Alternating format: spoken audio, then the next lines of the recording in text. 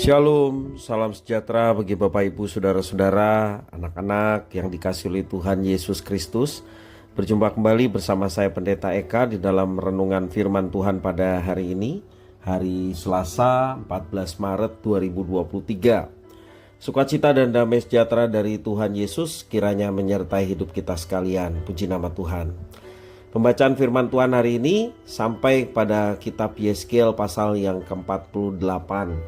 Kiranya firman Tuhan memberkati kita sekalian. Baik, sebelum kita akan merenungkan bagian firman Tuhan hari ini, kita akan berdoa bersama.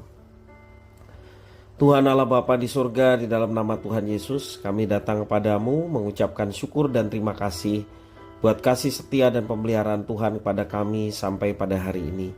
Kami mau terus bertekun dengan firman Tuhan, Kau yang menerangi dalam hidup kami melalui kebenaran firman-Mu.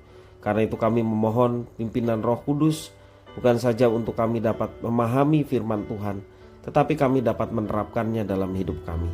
Terima kasih Bapa, terpujilah namamu. Demi nama Tuhan Yesus kami berdoa. Haleluya. Amin. Bapak Ibu Saudara-saudara, saya bacakan di dalam Yeskiel pasal 48 ayat 30 sampai 35. Demikianlah firman Tuhan. Inilah pintu-pintu keluar kota itu. Di sisi sebelah utara yang ukurannya adalah 4.500 hasta, terdapat 3 pintu gerbang, yaitu pintu gerbang Ruben, pintu gerbang Yehuda, dan pintu gerbang Lewi. Sebab pintu-pintu gerbang kota itu disebut menurut nama suku-suku Israel. Di sisi sebelah timur yang ukurannya 4.500 hasta, terdapat 3 pintu gerbang juga, yaitu pintu gerbang Yusuf, pintu gerbang Benyamin, dan pintu gerbang Dan.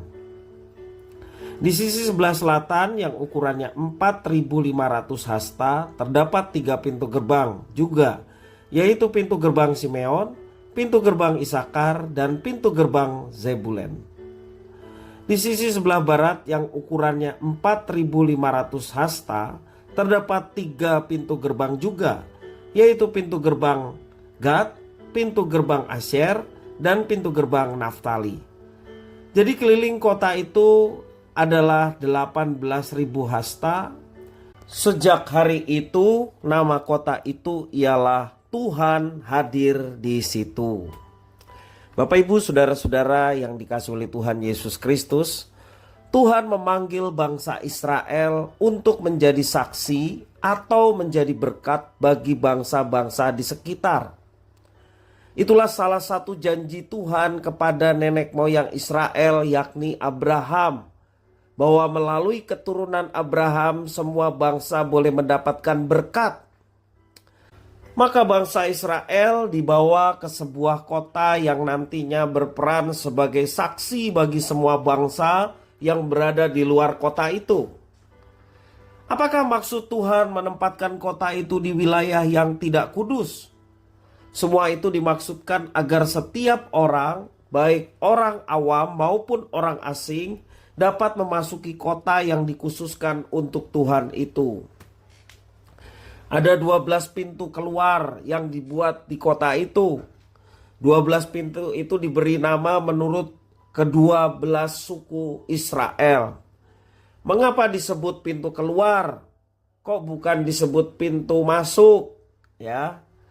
Jelas dikatakan ayat yang ke-30, inilah pintu-pintu keluar. Ya. Menarik sekali, mengapa disebut pintu keluar? Sebutan itu mengandung makna bahwa kota ini harus memiliki orientasi keluar, bukan orientasi ke dalam. Di dalam mereka diberkati oleh Tuhan, karena Tuhan mengkhususkan kota itu untuk memberkati umat Allah.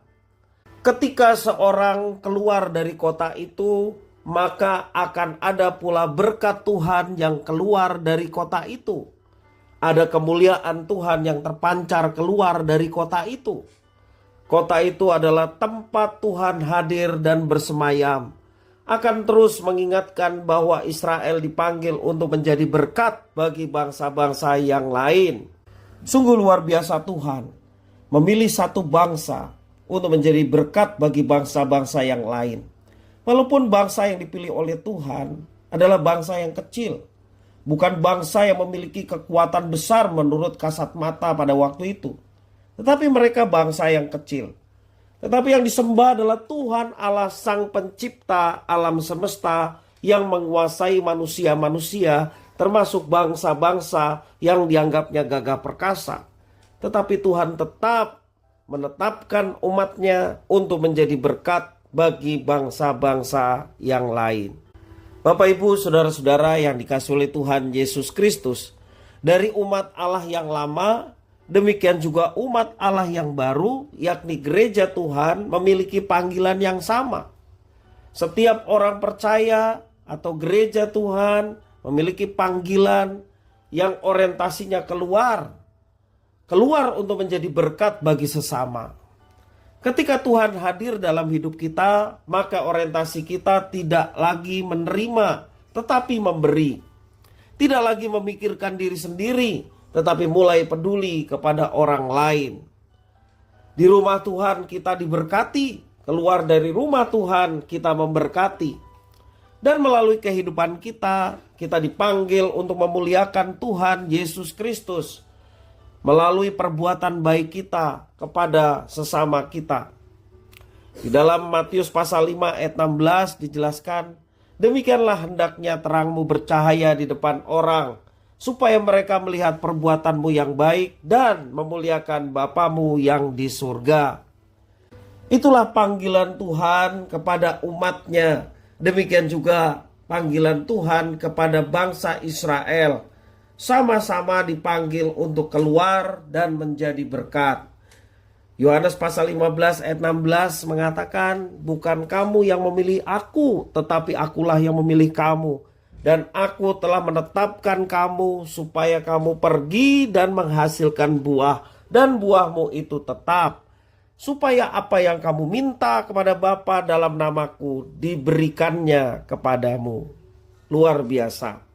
Bapak, Ibu, saudara-saudara yang dikasihi oleh Tuhan, mari kita senantiasa sadar bahwa kita dipilih oleh Tuhan, kita menjadi Kristen, yakni pengikut-pengikut Kristus, bukan sekedar menantikan atau menikmati kehidupan, menunggu kita mati dan akhirnya masuk surga.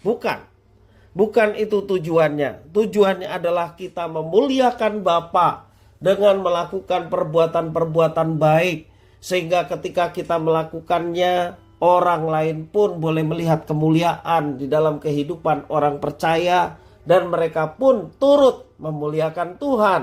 Artinya mereka pun turut percaya kepada Kristus sebagai Tuhan dan Juru Selamat manusia. Kiranya nama Tuhan dipermuliakan melalui setiap kehidupan kita. Hidup kita adalah kota yang dikhususkan Tuhan untuk memancarkan kemuliaan Tuhan pada setiap bangsa. Kiranya firman Tuhan memberkati kita sekalian. Mari kita berdoa. Tuhan Bapa di surga, di dalam nama Tuhan Yesus, kami mengucapkan syukur atas pilihan yang Tuhan berikan kepada kami. Kami mau bertanggung jawab sebagai umat Tuhan. Kami sudah diberkati dengan satu tujuan, supaya hidup kami jadi berkat.